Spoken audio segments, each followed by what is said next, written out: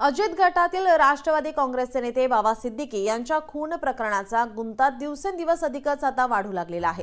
राष्ट्रवादी काँग्रेसचे दिवंगत नेते बाबा सिद्दीकी यांचे पुत्र झिशान सिद्दीकी यांनी वांद्रे येथील झोपडपट्टी पुनर्वसन प्रकल्पांवर प्रश्न उपस्थित केले। बाबा सिद्दीकी यांच्या हत्येबाबत संबंधितांची चौकशी करण्याची मागणी केली आहे। झिशान सिद्दीकींनी पोलिसांना सांगितलंय की त्यांच्या वडिलांना डायरी लिहिण्याची सवय होती। डायरीमध्ये एक भाजप नेता आणि उद्धव ठाकरेंच्या एका नेत्याचा उल्लेख होता।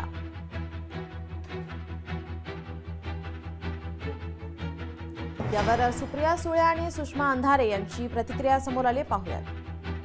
हे सगळं राष्ट्रवादी काँग्रेस पक्ष, अजित पवार यांच्याच पक्षावर हा एवढा अटॅक का होतोय?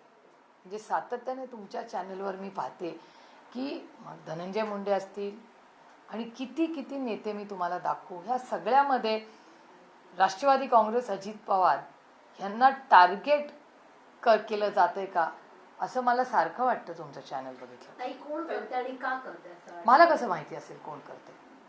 कोणीतरी करतंय ना। आणि अनेक म्हणजे सगळ्याच पक्षाचे आणि सत्ताधारी लोक जास्त अटॅक करतायत, ह्याचं मला आश्चर्य वाटतंय।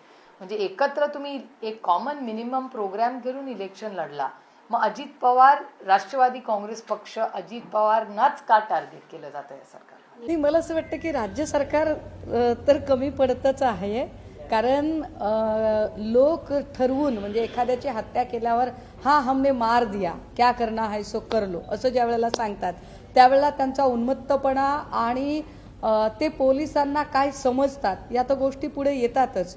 पण प्रश्न असा निर्माण होतो की झिशान सिद्दीकींना हे सगळं निवडणुकीच्या आधी का सुचलं नाही? मला वाटतं त्या काळातच म्हणजे निवडणूक, पद, सत्ता याही पेक्षा वडील आणि वडिलांशी असणारं आपुलकीचं नातं हे अधिक महत्त्वाचं आहे। लोकशाही मराठी ऐका, पहा, जागरूक रहा।